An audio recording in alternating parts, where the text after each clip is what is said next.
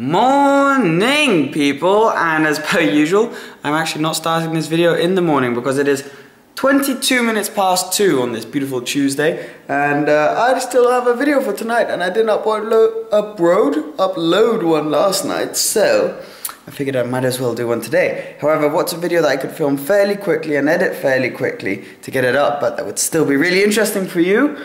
Well, I've decided a Porsche 911 Carrera RS in-depth review type thing. So I'm just doing some research now on the car myself so that I know some stuff. But this is probably going to be a funny type of in-depth review because I don't actually know too much about classic cars, and I'm a huge car guy, but I'm not too good with facts. So I'm basically just going to tell you how the car feels and looks from the outside.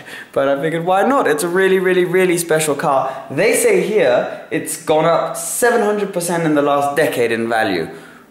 So that probably makes it pretty special. And one of the cars that's gone up in value the most in the last decade, something like that. So it's, yeah, it's cool. And the car, in case you're wondering, is not mine. It belongs to Rs Walkaround. Great people to follow on Instagram and Snapchat and stuff. They have some amazing cars, so go follow them everywhere. I'm keeping the car for them and using it for a little while. So yeah, why don't we go upstairs, get the car out of the garage and get this video started, shall we? So then, here's the Twizy, which has recently been cleaned, and that's got the Rs Walkaround sticker on the back as well right there. Here are the cars. We got Shmoo 150's FF, which is still here, and here she is, the RS. So, hasn't been out in a little while, so I'm gonna start her, let her run for a bit. Sound like Sab Kyle right there. Start her up, let her run. Hey, not funny. Start her up and then bring her out here and then give you guys a full tour of the car. So at this point you're seeing me taking the cover off of the RS, which is a fascinating thing to look at. But what's about to happen is kind of funny because as soon as I thought I was safe in my own garage, bloody thing decided to shut on me. And I was terrified. Yes, that actually happened. That was slightly terrifying. There you go, cover off then. If you were ever wondering what the key for a 2.7 RS looks like, that's pretty much it. Nothing too special. Of course, no central locking or anything. You have to do it one door at a time. Boom. Then you open her up. Jump in. I'll give you a full tour of the interior as soon as she's outside. Perfect startup. Couple weeks no starting and now running just fine. That's why you trickle charge these cars, guys. It is so bright, but I'm gonna leave the car running for the first half of this tour probably. This in-depth review, or whatever you want to call it, because I just want to let the car run for a little while. Every couple weeks, start it up, let it run, so I'm using this opportunity to do that. Here she is, so 1973 2.7 RS. So effectively I'm just going to walk around the car and give you all of the details. This is going to be an interesting one. What do I know about this car? I know that in order to race them in Le Mans, they had to make 500 street legal ones. So I assume they then made 500. I don't know, maybe they made more, but I know they needed to make minimum 500. So there must be about 500 of these in the world. Other things I know it's a Porsche, and I know the engine is clearly in the back, but I also know it has 210 horsepower, and this apparently is one of the only black ones, and the black and red, I think, looks insane, especially with the red rims. These are what they call the Fuchs, something like that. I'm gonna get murdered for getting that name wrong. Rims, which are very, very, very special for these old cars, and to be perfectly honest, they do still look really cool.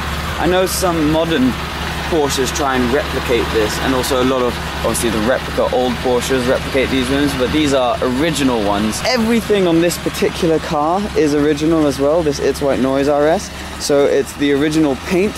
It doesn't have, I mean, it's not the cleanest right now, it's alright. It doesn't have any paint protection, anything like that. It's 100% original. Original rims, interior is all original, original engine, original clutch, gearbox, everything. So that is pretty gangster. Some of the differences from the RS to the Carrera of that time, I know the suspension is different. I know they made it wider at the back here. The wheel arches are quite a lot more pronounced than on the normal Carrera. That's a typical RS thing. The thing that impacts you the most visually though is this ducktail spoiler. Now this is a real classic, and that's how people know.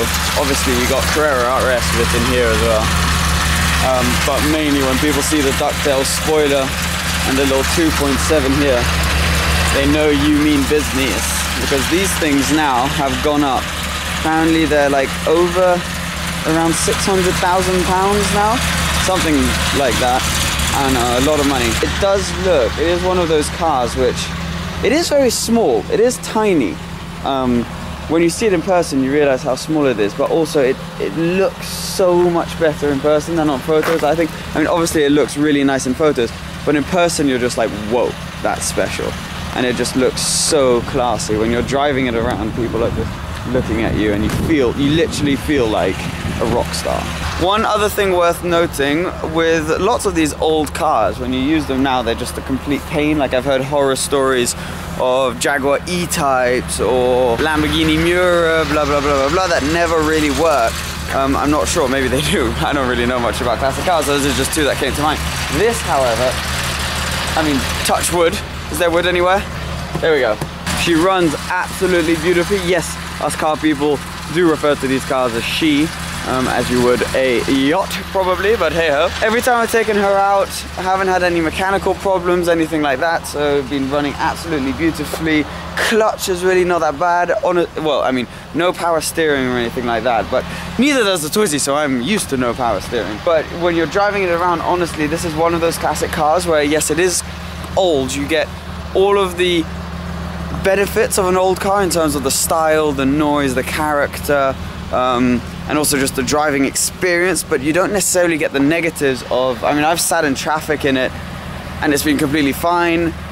You don't always have to worry. You're not like, oh, will it start up today? It always starts up. It's always not a problem. I mean, you have to treat it, obviously, you need to, you know, trickle charge it, start it every couple of weeks and treat it with respect and stuff. But as long as you hold your end of the bargain up, you can count on the car to hold its end of the bargain up. Just gonna stop the car. It's been running for a little while now. There we go. Silence. Interior wise, what do you get inside? So one thing that shocked me at first when I first saw this car is you get electric windows. Who would have thought? This must be one of the first cars that had electric windows. Another thing you get very kindly, you get It's White Noise that leave you a pair of sunglasses. Thanks for that. I still got them. They haven't moved. But it does have, I'm not sure if this will come off on camera, but all of this is just the most beautiful old leather, and it has this smell inside this car which is insane.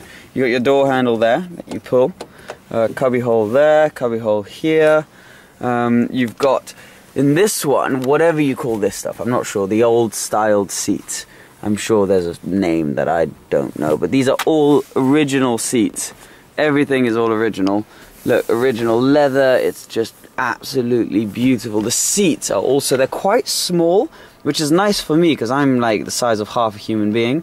So when I go around the corners, they hold me in quite nicely, but they are very snug and so cushiony. When you sit down on that, it's literally like sitting down on an old sofa, is kind of what it feels like. What I quite like is it's so open here, so the pedals, when you're sitting as the passenger, you can look down and just see what the driver's doing. So when he's heel and towing and all that sort of stuff, you can really see the efforts the driver's putting into driving the car, which is kind of cool. With modern cars, you just can't really see any of that. All you see is him just flicking paddles on the steering wheel. So it's not quite the same experience. A couple of other sneaky little things. This is the boot release, the front. So I'll show you that. But in the front here, you have a massive boot. Obviously you got a bag with a Carrera RS on it. But the boot is really, really big. We got, oh look, It's White Noise sticker right there. Anyone want an It's White Noise sticker? Come and pick it up anytime. That is the boot, a lot bigger than the modern 911s. As you know, I had a 991 in LA for a while, and this boot is about twice the size of that on the new ones. And also completely different. In the new car, it's sort of just going deep at the front, but then there's nothing at the back. This is sort of the whole way through. But anyways, yes, enough of boot space and stuff like that. One thing which took me a while to find at first was the fuel filler cap release thing. That is here. This little cheeky thing that you pull, and boom, there you go. But that took me a while. I couldn't find that at first, and I didn't want to pull. you know, you're worried everything will be fragile just because it's a classic car, but then you remember that this is actually a Porsche and nothing really is fragile. It all works as if the car was, well, I wouldn't say new, but you know, basically in perfect condition, which this one is. Then what else do we have? This is for the lights. So you pull this out and the lights switch on and off accordingly. So we'll leave those off because I'll kill the battery. Obviously you got your hazards right there. There you go. Look at these indicator stalks. They're like tiny little, really funky little things. I'm actually going to sit inside the car so I can show you more detail. What else do we have? We have the steering wheel, which is obviously really nice and big, but really sort of thin rim. Obviously in the same leather as on the door panel I was talking about earlier. So really, really nice leather. The honk is there, you press it, sort of like modern Ferraris. Look at just the quality and the condition of this. It's literally, this is all feels brand new. And it smells just so nice in here. What do we have? We have our fuel levels, oil, temperatures, everything. Revs right there. Kind of funky thing in this car, when you are changing gear, the revs sort of float around all over the place. You have no idea what sort of revs you're doing. But it does add character to the car. You got your speed, and then you got a clock, which is kind of nice. Down here you got your gear lever, gear shifter, gear whatever, which is lovely. It is very nice and very communicative, which is lovely. Nice little gear knob as well. 5 gears on this one, all the way to the right and down for reverse. You got your choke and everything, but then you've got your handbrake, which is perfectly easy to use as well. We've got a fire extinguisher under here. There we go, proper race car style, like in a 458 Speciale, that kind of thing. You would get one of those as well. I'm such a young little racer boy that compares everything to modern cars. I don't know what this does, but something. You got your cigarette lighter socket, which is useful for the trickle charger. Then we've got our glove box right there, with a hat, bonnet thing, some headphones, some sunglass cases, a couple receipts. Then the seat here, a lot less used than the driver's seat, but still the same original seat with the same door with the cubby holes and everything. This one has a sunroof. I don't know how to open it though. Maybe that's this. Maybe that is this. I don't know. I've never opened it, but I mean, I assume you can. You must be able to. And then it being in a 911, you obviously have back seat. I don't think, no, they don't have seat belts. So the people in the back are pretty much screwed if there's an accident, but it is basically a race car, so surprised they even are back seats, to be honest. In the modern ones there aren't. But yes, still with the same leather and everything, looking all fancy. Let's check out the engine bay back here. Oh, what a beauty.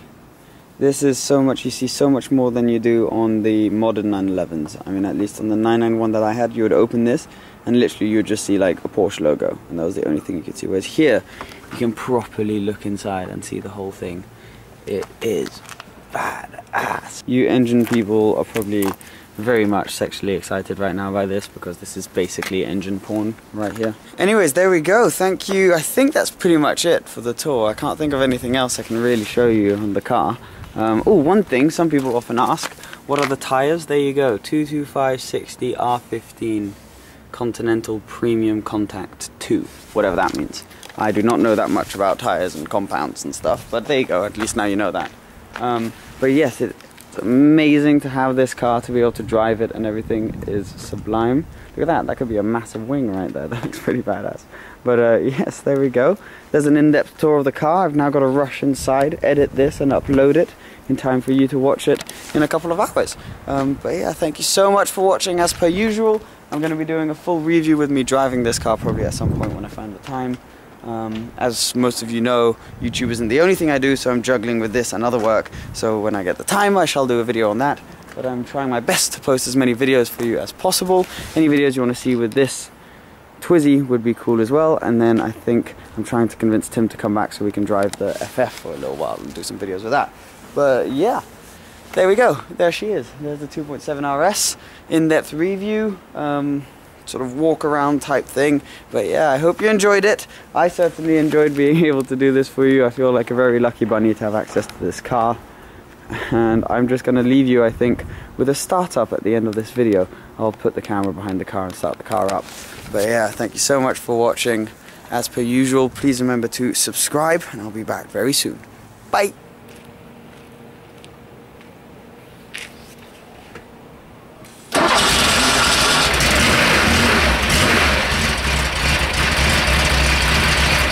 Proof that this car is also a proper sports car is this, right here.